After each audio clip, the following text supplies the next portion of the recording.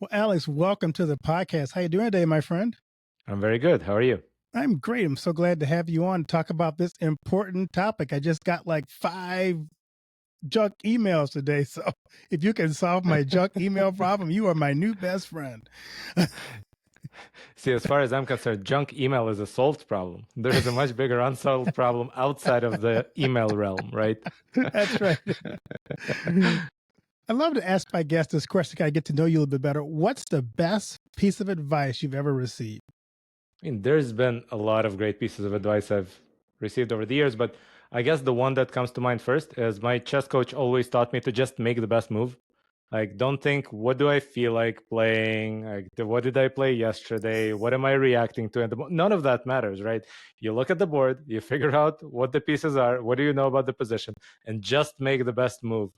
And if you only have one possible move to make, just make it. Don't think. Make it, and then you'll think later. Well, that's easy. We only have one move. You don't really have a lot of choice, do you? Exactly. But a lot of people would still look at it like a deer looking at headlights, right? And try to think, but wait, but I'm so worried. What comes next? What comes after this move? Maybe it will go bad. Yes, but you have one option. Make it, and then think on your opponent's time, to use a chess term. There you go. Take the bad move if you have to. Yep. Take the one move. May not be a bad move, but take the Exactly. move. Right. I mean, love that. it is the best you've got, or the That's worst, right. Or or the the worst least you've got, bad. but you have a choice. Exactly. I'm always curious, people like yourself who are successful, who are some people in your life who served as a mentor for you, or maybe someone you looked up to on this journey? Yeah, kind of tell us what made them special for you. And if you want to give them a shout out, here's a chance to do that. So I'll give you a non-trivial answer because I can obviously mention my parents and my brother and my coaches over the years, etc. But one of the unusual people who really connected to books describing the journey of some real person, whether it's an autobiography of Benjamin Franklin or any of the industrialists of the late 19th century, or whether it's really reading any book where people really reach for the stars and achieve something incredible. Because when I was growing up, everybody around me was really smart, really hardworking, really dedicated, and really limited in their ambitions because the environment just didn't allow that much ambition, right? My father is very smart. He worked one job in his entire life in the Soviet Union and then worked one job in his entire second life in Israel, you could say, right? 2 jobs in his life. That's the ambition of that generation in my family and in my surroundings. But then I would open a book and I would see somebody who went out to the unexplored frontiers of the West and created a giant company out of nothing, out of selling jeans to people who are digging for gold, for example, if you talk about Levi's, right? Right. And like these are the things that really inspired me. And maybe this is why my family cringes when they look at me, because I take all these risks because in my mind, my mentors did these things. Now, I only met those mentors in letters on a white page, right? But they're still my mentors. I love that. And that's so critical that you do find that inspiration or that vision, that direction, wherever you find it or whoever you find it in. But it pushes you outside of your comfort zone. If you just stay in the place that you were or you were, somebody's got to break the mold, right? Someone's got to redefine the box. I always joke when I was in the world, in my profession, I said, there are people who play inside the box. I like to blow the box up and start over again. So, Actually, you and I have very similar sayings because ever since I was a child, I was saying it's wrong to think about inside the box or outside the box. How about you think without the box? Right. So, I love that. So share with us your journey into the world of AI and what inspired you to focus on combating digital junk. So AI and junk, two different paths here. Right. AI, I was kind of gradually sucked into it during my work with cameras, perception systems. It slowly started morphing into computer vision because that's what more and more cameras are being used for. And that's a form of artificial intelligence. Now, at some point, I had this crisis of conscience that I don't think the world needs more cameras. And I thought, well, what does the world need? What can I do that doesn't just bring me money, but that improves the world in some meaningful way? So I started looking all around me, and the biggest problem I saw was people are consuming nonsense. People end up believing nonsense, right? people end up making bad decisions because even if their processing machine is perfect, they're basing that processing on nonsense, right? And the saddest part was actually observing my parents to some extent, because they were the most well-informed people I knew when I was a kid, right? Everybody around us in the Soviet Union believed nonsense. And my parents would wake up at 4 a.m., lock themselves in the closet so nobody would hear, and turn on the radio to listen to Voice of America. And so they knew what was going on in the world, right? But today, even that method doesn't work anymore. And my parents keep forwarding me stuff that didn't really happen. I have to tell them, nope, that website was created yesterday. That's not even a news outlet, right? Nope, that's entirely made up. That person did not actually say what the article says he says, right? And so I wanted to fix that situation, and AI seemed like the right tool for the job because humans just don't scale that much. The amount of misinformation we're getting is so large that if all you're doing is relying on Snopes, well, for everything that Snopes can review, there's 100 things that they just couldn't get to. And even for the things they did review, do you trust Snopes? That's another problem, right? And so AI is kind of better because I can open the source of the model. And even if that model is called fact checker, okay, you don't want to trust it or you're not sure whether to trust it, look at the source, look at my data sets. You decide whether it's good or not. There's no black box like with an editor at Snopes where you don't really know what their motives are. Are you saying there are people out there who don't give you the truth? See, I tend to give people the benefit of the doubt. And one of the things that I've learned over the years is that people are really good at solving their cognitive dissonances by convincing themselves of nonsense and truly, truly believing it, right? They don't want to be the bad guy who lies to you, right? So first they convince themselves of the lie, and then they are the good guy who tells you the truth. But people are really good at that stuff. I think Jonathan Haidt had this analogy of the rider and the elephant, where you sit on an elephant, you try to tell it where to go. The elephant ignores you, obviously, goes wherever it wants to go. And then because you're so smart, you come up with this amazing explanation as to why this is the direction you wanted to go in all along. So I think this is what most humans are like. We are really smart at creating post hoc explanations after our knee-jerk reaction that was basically based on some experience we had when we were 5. Right.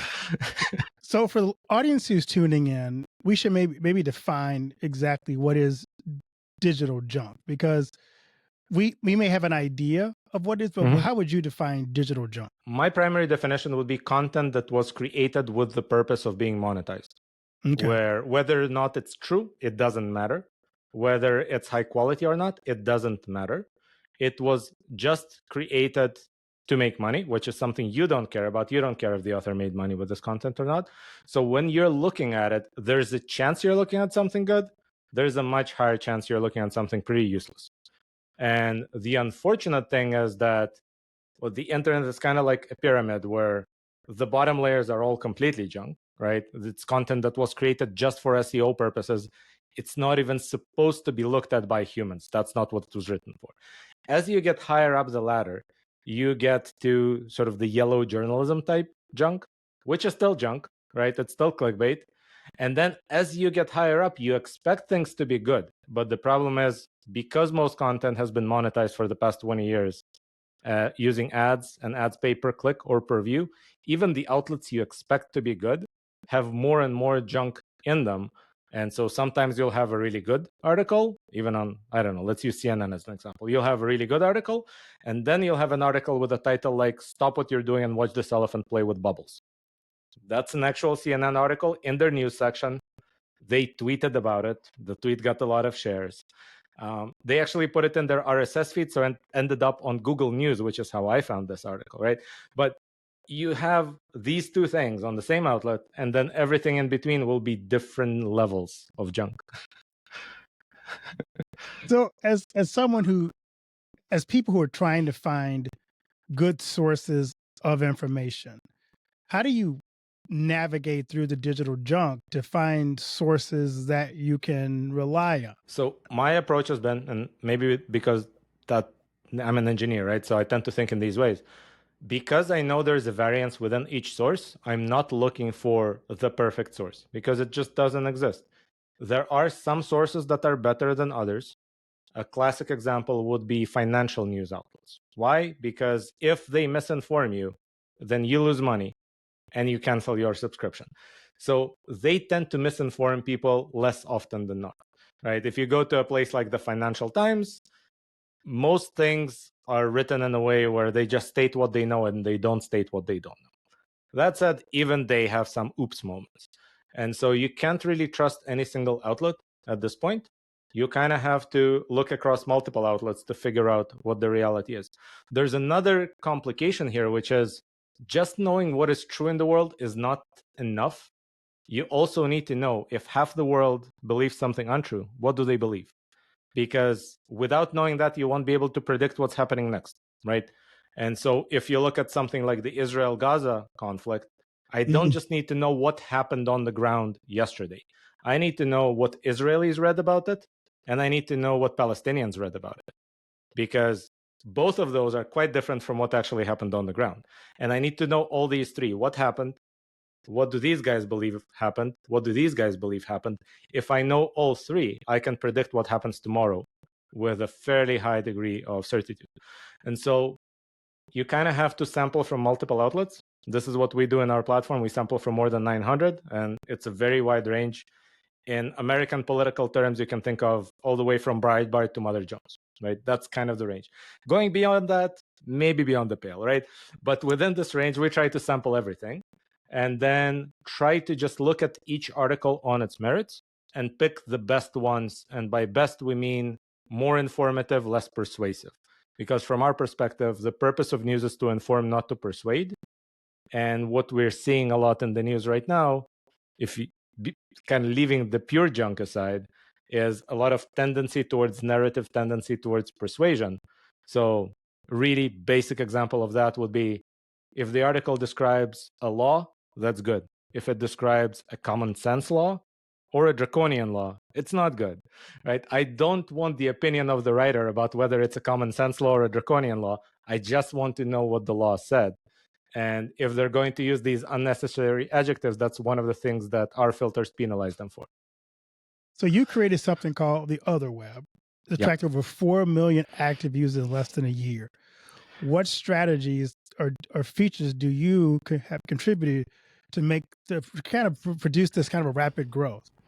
So first of all, it's almost been out for 2 years now. So it means Wow. you and I said this interview quite a long time ago. Hey, we did, yeah. Yeah. And we crossed 12 million users recently. So, wow, that's amazing. Congratulations. Yeah, thank you. So I guess my first rule of how to attract a lot of users, build something good. Because if you don't, nothing else is going to work. Even if you're really good at marketing and bringing new eyeballs to what you built, they're going to leave within 30 minutes. And so first of all, you have to build something good that actually retains users and that users want to share. And one thing that I can tell you is that out of those 12 million, more than half joined after somebody shared something with them, right? So that is the best way to grow because we don't have to pay for it.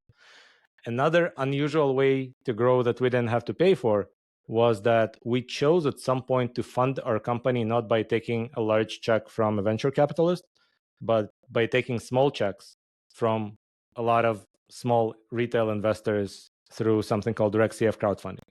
And so we have more than 2,300 small investors right now in our company.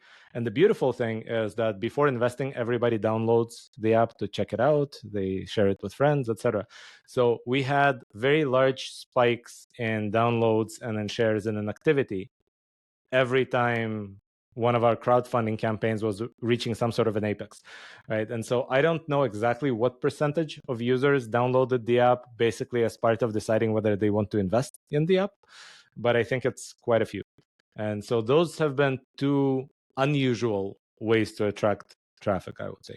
Obviously, we did some of the more usual stuff, some advertising, especially as we were improving the product. One of the most important things to do is what in Silicon Valley we refer to as growth hacks, which is you make small changes in the product, you roll them out to a part of your user population, and you see whether it made their engagement better or worse. Basically, you see whether it made them happy. And then the things that did, they end up being deployed to everybody. The things that didn't, they don't. And one of the things that you need in order to test these kind of growth hacks properly is a steady stream of new users who are relatively similar to what you had last week.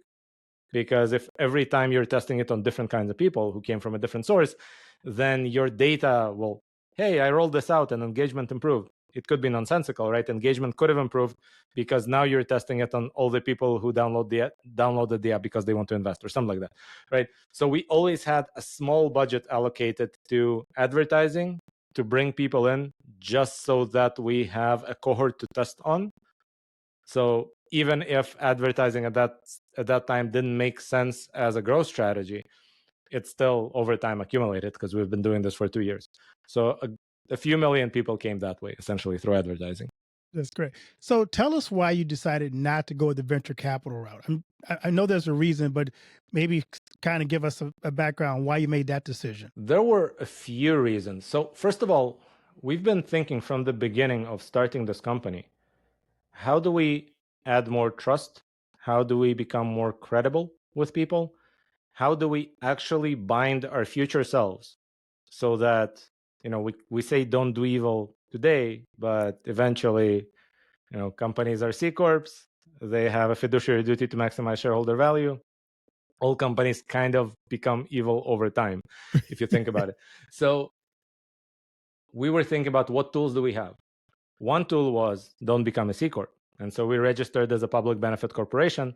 This way we can state what our mission is, and it's actually legally binding on all the executives and on the company itself, right? The other one is if we use AI and it's mostly software, open it up so people can see what we're doing. This way, if our future selves or somebody who isn't us in the future decides to do something bad, like let's say inject left-wing bias or inject right-wing bias, people will notice that either the code changed or suddenly the code closed. And that means somebody's planning to do something underhanded. And then the third one was, let's actually make our community our shareholders. And that in itself also, that it gives our community some power over us, some power over the product. It makes us accountable to people who downloaded this because they believed in the product, right? So that was a part of it. The other big part, and this might be a very unique feature of the founding team, is we're all techies and we're not that good at community building. I mean, I'm not even good at following up with my best friend other than sending him a happy birthday once a year, right? So what do I know about building a community? One of the beautiful things about crowdfunding is we just built a community of over 2,000 people who really, really care. We can ask them any question we want, like what feature do you think we should develop next? Or we can go this direction, which one do you think is better? Sometimes we don't even have to ask, they just volunteer their opinion, right? They talk among themselves. So we built this kind of community. In fact, we built a community where nobody can quit because they invested money, right? Right. So, and we did this without knowing how to build a community. So that's something that crowdfunding offers that I think a VC can't offer. Now, VCs have other advantages. Obviously, first of all, they have some experience. They've been through many startups before. They can offer something that we don't know. They can offer introductions to other VCs. In some cases, they can help with the eventual exit. We've seen a few examples of this in the past, right? Where the VC is the one who already knew the head of corporate development at the company that ended up acquiring a startup. We don't have that yet. Maybe we will take money from a VC in the future, and then we'll get the benefit of that as well. But at least initially, it seemed to us that community is better than one really powerful and cutthroat guy. I like that.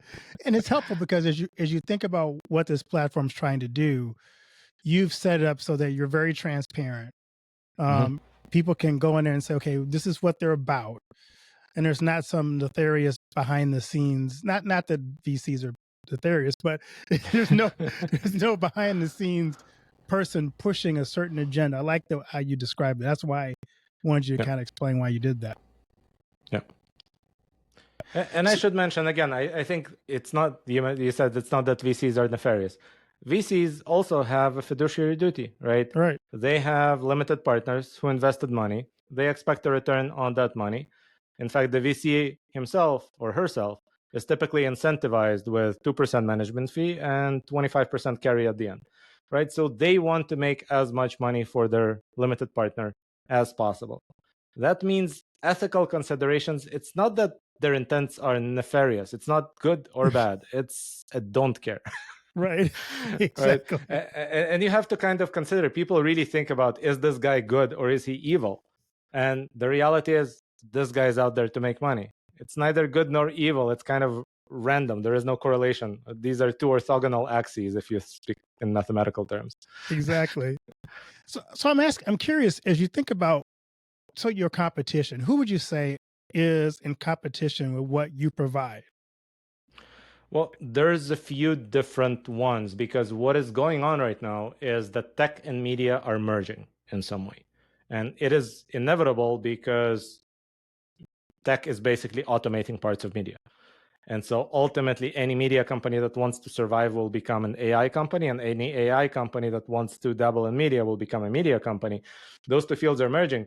So I can name some competition from the media side. I would say probably it would be the outlets that are trying to position themselves as nonpartisan or as already aggregating content and selecting things that are good for you. And then on the tech side, you have more of the AI generalists that also do news occasionally, right? So I can mention Perplexity as one example, where you could ask Perplexity about the news and it would give you decent answers, not as good as ours, but decent, because it's decent at everything, right? We are exceptionally good at news. And if you ask our system about something that is unrelated to news, we actually have a guardrail. It will just tell you, my captain told me I can only answer about news related things. uh, because like, we don't want to be good at everything. That's not the purpose. But the AI generalists, there is an argument to be made that maybe they will become good enough at just about everything. So why would you need a separate news agent? Right. I'm not sure. I still think news is kind of unique, but we'll see. I'm curious, as you think about your background, what about your background? Because I love what you're doing, and I think it's so necessary today, because people have such a distrust of the mainstream media in general. I think I saw a recent poll that the media is respected, like 70% of Americans respect and trust the media. Um, so I really admire what you're doing, especially in this season of our life as people consuming content. But I know it's, being that your parents came from Russia, I wonder how Mhm. much of their background and what you're seeing now impacted kind of what you decided to do in this sphere of getting truth to people. Well, I think the Soviet Union experience definitely had something to do with it. I should mention I've never lived in Russia. We were in Yeah. Moldova, which is one of those small satellite republics. And that is the place where, when the Soviet Union was breaking apart, there were a few places that got actual war because there was a dispute over territory. I am from one of those places. So I saw, when I was little, like basically 5 and something, right? I saw how my parents knowing more than others led to us leaving a few months before war broke out, and there were tanks in the street that I grew up on. So there's this connection between knowing something and acting well in the world that most people just don't get to feel really viscerally, right? But I did very early on. So I think that primed me to thinking that information is really important. It may be one of the reasons, besides maybe my natural proclivity, that I've been an information junkie my entire life. Like, I've been reading a lot. I'm a speed reader. I consume everything, and I tend to remember everything, right? Which also was one of the reasons why I noticed that everything is becoming worse over time. And this started a little over 20 years ago. And suddenly you have this entire junkification of the internet, and specifically of the news ecosystem, that didn't quite exist before. I know that there was some element of this in the 90s with cable news, but it still wasn't to the same extent. But what you got in the 2000s and in the past 20 years, it keeps accelerating. I don't think it's going to stop anytime soon, right? Is basically everything drifting towards clickbait, because clicks is how you get paid. And this happens across all media. Obviously, it all drifts at different speeds, right? And things that are bad are still worse than things that are less bad. But CNN today is not CNN of the 90s, right? New Right. York Times today is not New York Times of the 90s. It's definitely not New York Times of the 50s. If you just, I know people tend to say, no, this is just old people tend to say that the new generation's bad, right? That's what everybody says. No, read some newspapers from the 50s and tell me that this isn't just night and day, right? It's just nothing like what we see in the same newspapers, in the same locations, in their editorial pages and in their news pages. It's just completely different. We have lost that golden era of people just trying to inform the readers. Obviously, they had some biases there too, but they at least tried to keep them in check because there was no strong financial incentive to just go with your bias. Right now, there is. And people tend to follow financial incentives more than anything. So I think I've always been looking at this problem. I've always wanted to solve it. I just accidentally ended up building cameras for 15 years. I love that. So because you build cameras and because so many people consume content visually, do you also guide people to good visual content, or is it just written content? We will eventually get into it. At this point, I would say AI is substantially more developed for text than it is for audio, and it's more developed for audio than it is for video. And the simple reason is the amounts of data are just Sure. very different, right?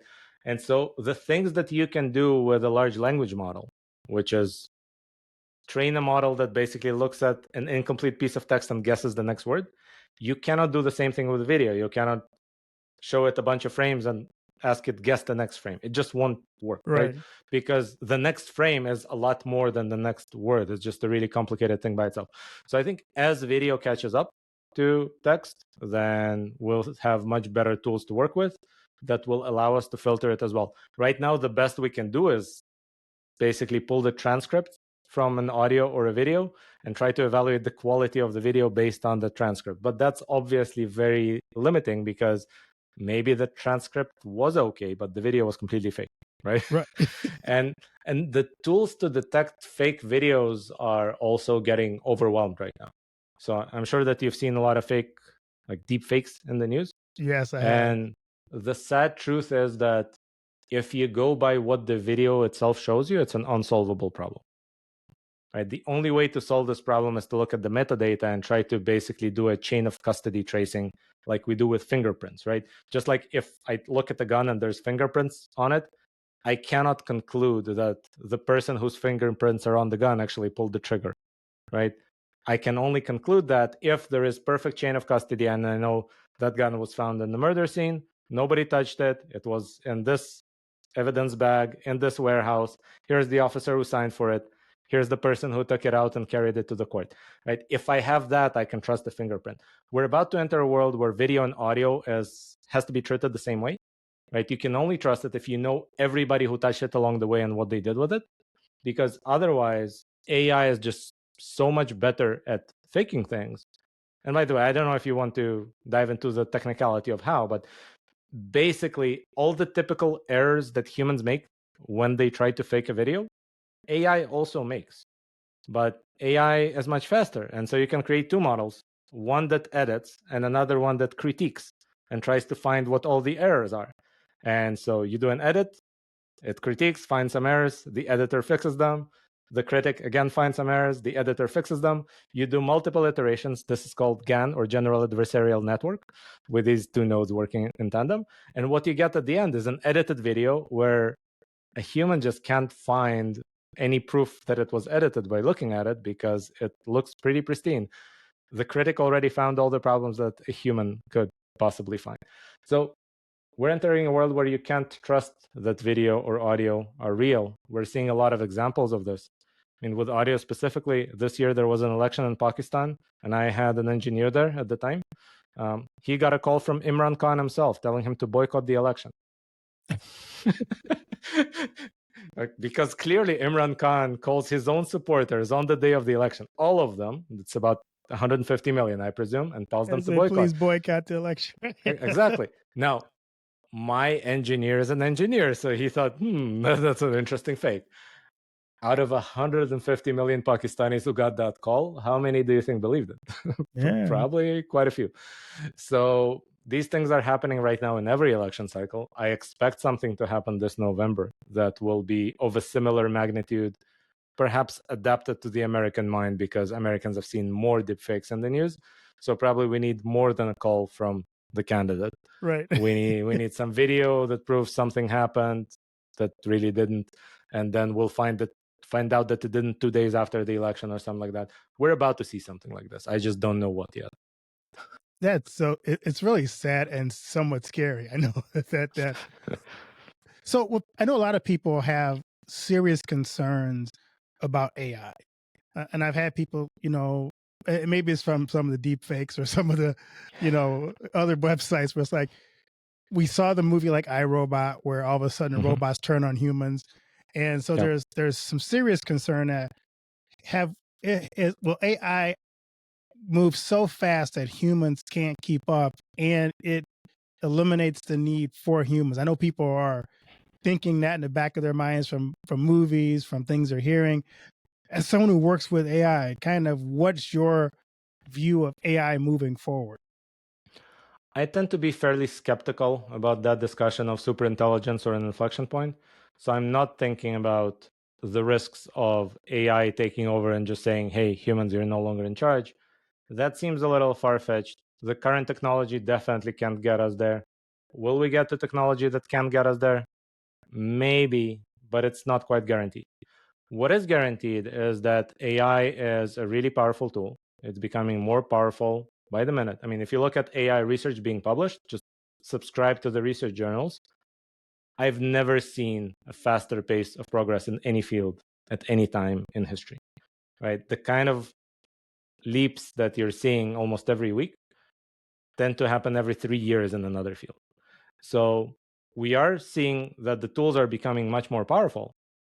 And I'm not worried about the tools taking over. I'm worried about what humans might do with really powerful tools. I mean, Yeah. humans are themselves kind of hard to trust with these things, right?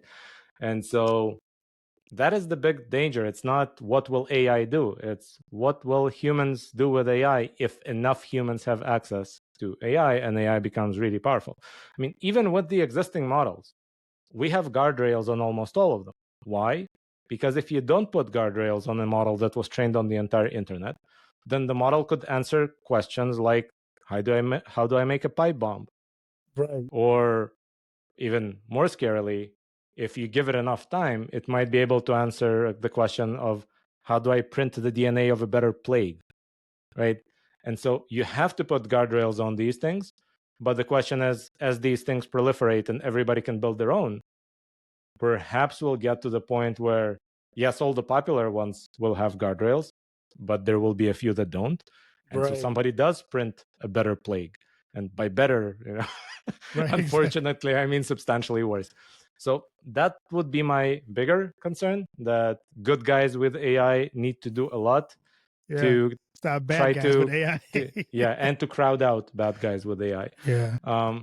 But yeah, we're just developing much more powerful tools. And so think about moving from fighting with pointy things to fighting with things that shoot at a distance. A lot more people can die in a war. Yeah. So that's kind of the danger we're facing. As an entrepreneur who's dealing with AI, I just heard a financial person talk about the fact that we had the dot-com bubble that Mhm. burst, and it kind of eliminated some of the outliers in that field, in the tech field. Do you see a similar AI bubble on the horizon as you're in the field and dealing with it in business? It will probably happen, but I don't think it will eliminate the guys who are really good, and it will certainly not eliminate the technology. If you think about the dot-com bubble, yes, it killed pets.com and 1,000 more websites like pets.com, right? But Amazon survived, Google survived. All the big companies we have today are those that, or most of them at least, were created before the dot-com bubble and survived it because they were onto something. So we're definitely going to see a bit of a realignment, because so much money went into AI in the past 2 years or so that obviously a lot of it went into shiny PowerPoints that don't have any code underneath. And Like, there's a joke in this field, which is, what is the difference between machine learning and artificial intelligence, right? Machine learning is written in Python. Artificial intelligence is written in PowerPoint. That's kind of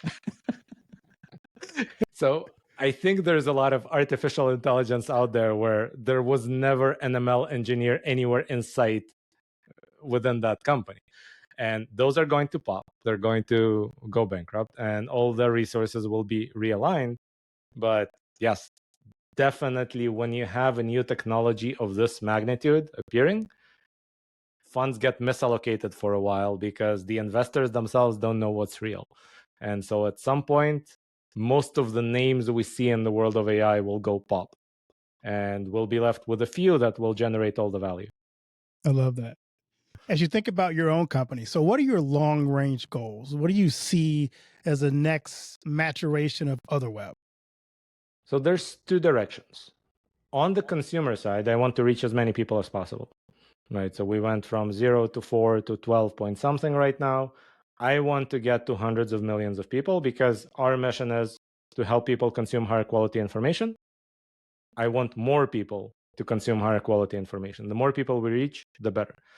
At the same time, beyond the consumer side, we're seeing that AI is becoming really good at writing, and it can be used to write BuzzFeed level stuff, or it can be used to write Reuters level stuff. And so we want to be one of the first entrants into the market of helping journalists write better stuff more easily, because right now it's easier to write junk than to write something good. And so if we Joke. make it really easy to write something good, maybe we'll have more good stuff out there than we otherwise would have. So we're about to roll out a product, or rather a suite of 6 different products for journalists and for media companies to try to help them create higher quality content in much less time, basically by automating all the mundane stuff that they do, by creating everything from minor things like SEO collateral, like URL slugs and things like that, all the way to a first draft that they can start from and then edit from, right? Obviously, we're not going to create the final product for them, and we're not going to be the ones gathering the data for them. That, for now, only a journalist can do. Like, our AI cannot go and interview Deep Throat in a garage in DC somewhere, right? It cannot sleep on the stairs of City Hall to badger the mayor into accidentally telling the truth, right? We cannot do that. But we can describe what happened in a county meeting, for example, right? Because the transcript is already out there. We can synthesize information that was already published by others without plagiarizing them, by taking a fact from here, a fact from here, a fact from here, a fact from there, and then writing an article that reads really well. And we're at the point where our internal models write much, much better than the public ones that you see, the ChatGPTs, etc. And I would say write better than 99% of humans. That's good. I like that because I do like I do think that I just had a guy on my podcast who was he's in the sphere of helping online profiles, people who have their negative profiles online. And he was a journalist. We started saying, journalism has changed a lot where like you mentioned earlier, it is biased and it's not neutral anymore, and people put their opinions into the articles versus here are the facts. I'll let you interpret these facts instead of me interpret them for you. I like the fact that we want to get back to where we let the facts and the evidence be what the article is about, not our public opinion of the article or the person. Yeah, but that requires convincing people, or Yes. rather, or at the very least, showing that these people already exist. Like, I don't think that you needed to convince people that organic food is good, right? But you needed to sell organic food, make some money, and show to the world, hey, organic food sells. And now even Walmart carries organic food.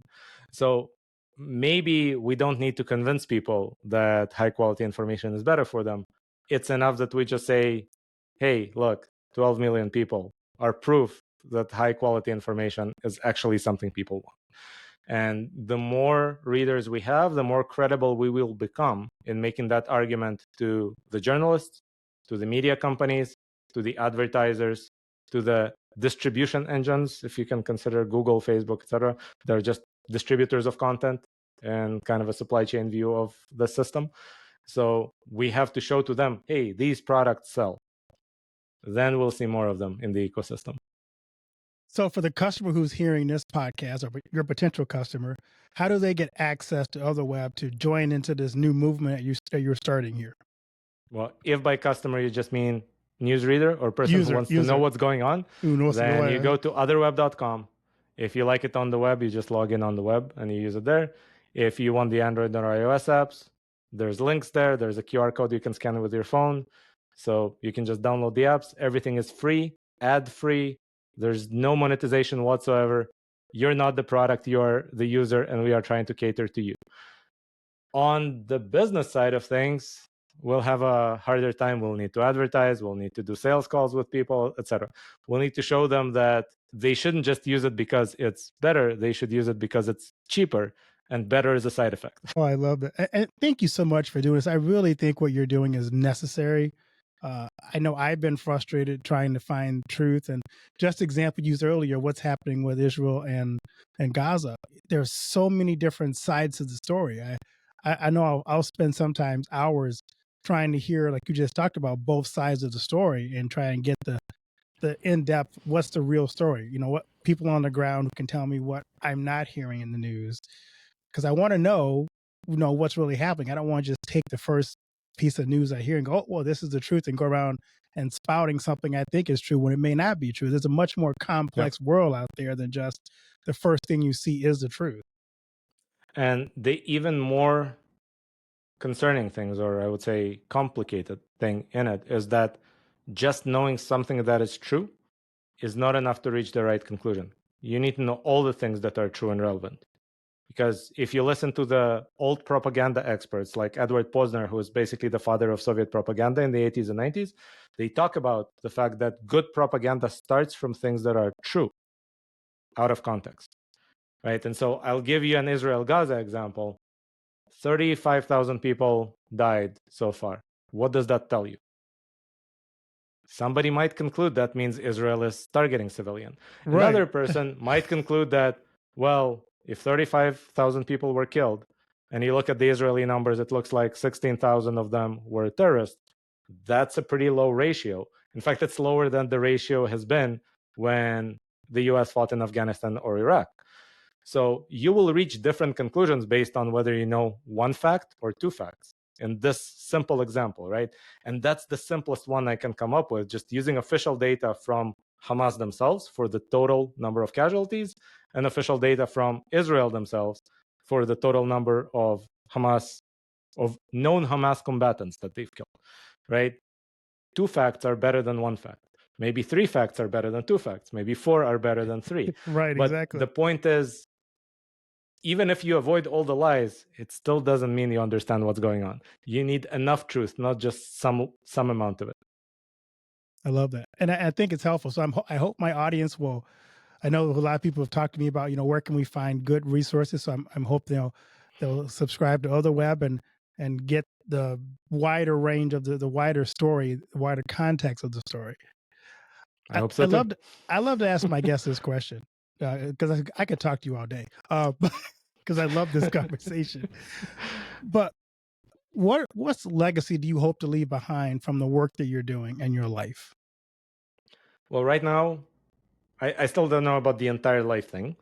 So I'm just thinking, let's say 5-year stretches at the time, right? In the current stretch, I'm involved in two projects. One tries to fix the world's information ecosystem, and the other one tries to build technology for democracies to win the wars against autocracies. So, small challenges. A little bit, yeah. Nothing ambitious or anything like that. But yes, I'm also involved in a startup that's currently building some stuff for Ukraine. So that's kind of what I'm trying to build. I'll go from one big, hairy problem to the next and try to use each one to improve the world in some way.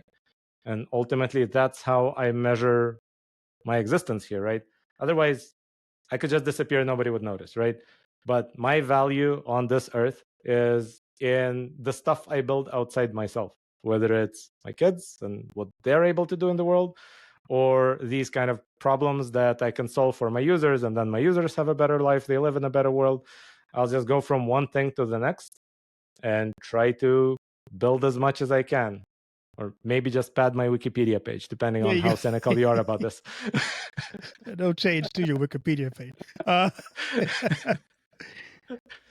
I'm curious, Alex, for an entrepreneurs out there who are listening to our podcast, and because you didn't have someone that you wasn't your family who kind of pushed you outside the box, what would you tell someone who's a young entrepreneur thinking if there's an idea in their mind that they want to do, but they're just not quite sure about it? Well, if they're not sure about it, I'm not sure about it either. Yeah. Right? Because they have better visibility. So I can't really give you a blanket piece of advice of what a person should do in this situation. I would say if you are in a position to try, which means you kind of took care of everything else you need to take care of, and you can afford to try, then why not? You might succeed, or you might find out that you are lacking in some capacity, and then you'll know what you need to learn next, right? But until you tried, you don't even know, right? Let's say you try an idea, turns out you're amazing at coding, you don't know how to do marketing, the idea falls flat because you couldn't get any eyeballs to this amazing thing that you built. Great, now you know what you need to learn. You need to learn marketing. You can go and work as a marketer for somewhere for 2 years, and after that, start again. But if you hadn't tried, you would never have found that out. And if you just tried to guess, well, I need to shore up this and this and this and this, by the time you're 60, you'll still be shoring stuff up. So I think trying is good, but you should always consider whether you are in a position to try, right? If you have a hard time feeding your family, well, then first figure out how to feed your family, right? That's your first responsibility. Then build the startup. But if you have enough saved up, or if you're young and you don't have a family yet and you can live on ramen and live in a basement for a while, do that, right? Why not? Right? As long as you took care of your responsibilities, you can shoot for the moon. Love that. And I always tell people listening to my podcast, especially entrepreneurs, it's never always an easy journey. But for entrepreneurs who have a passion about something, it's worth the effort, because what you're going to design and what you're going to build or provide for the world is something the world needs. They're just waiting on the person to present it to them. So I always encourage people, if you have an idea that you really believe in and have confidence in, and you feel it's on your heart, then go for it, because it's probably something that's needed. Yeah, I will focus on that last thing that you said, if you feel it's in your heart, right? Because I don't think most people are built to be entrepreneurs. Yeah. It requires something unusual, something that only a minority of people have. And it's neither good or bad. It's just a unique quirk that we have, that we are self-driven and we don't really need encouragement, or we don't need somebody else to tell us, hey, this thing, the deadline's coming up, you need to do it. Right. And I've spoken to a lot of people who initially when I started Otherweb, I wanted to have co-founders. And I spoke to a whole bunch of people trying to find somebody to do this with me. And for the vast majority of them, I would say they were really smart. They would make amazing individual contributors, but I had to cheerlead them all the time because I have this internal drive and they didn't. So figure out if you have it. Again, maybe the best way to figure it out is to try once. And then when you notice you've lost interest after 6 months, now you know you don't have it, right? Right. And that's the other thing, by the way. I don't remember who taught me this, but I learned at some point that there's a big difference between curiosity and interest. And the difference is they look the same initially, but the difference is interest endures and curiosity kind of goes away after it's no longer new. And so sometimes you have to try something for a while before you can figure out if it's curiosity or an interest. But if you have some way to gauge this from past experience, try to gauge it, because it could be that your amazing idea that you're thinking of implementing is just something you're curious about, but you don't actually want to do this for the next 7 years. And if you just want to dabble in it for 3 months and not for the next 7 years, you probably shouldn't build a company, because companies don't happen in 3 months, right? No big thing has been built suddenly. They take time, and most of them have down periods. I mean, maybe besides Instagram is the one company that just took off and immediately got sold.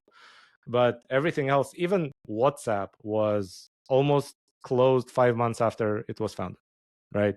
And in fact, the founder of WhatsApp was already interviewing for other jobs, and he tried to get a job at Facebook, and Facebook told him no. So there you go. So the point is, it's not going to be a linear journey. It's not going to be quick. So you need to make sure it's a real interest you have. You want to work on this problem for the next 7, 10 years even. If that is the case, and if you have that internal drive to keep going during that period of time, best thing you can ever do. Thank you. That's great advice. So where can the audience find you on social media, and where can they, again, find Otherweb? I don't do much social media, at least not yet. I mean, I have a team that does social media in the company's name, and I have no idea what they're posting. I only found out about it if they posted something bad. But no, I'll probably get some social media presence in the near future. Until then, I'm only on LinkedIn.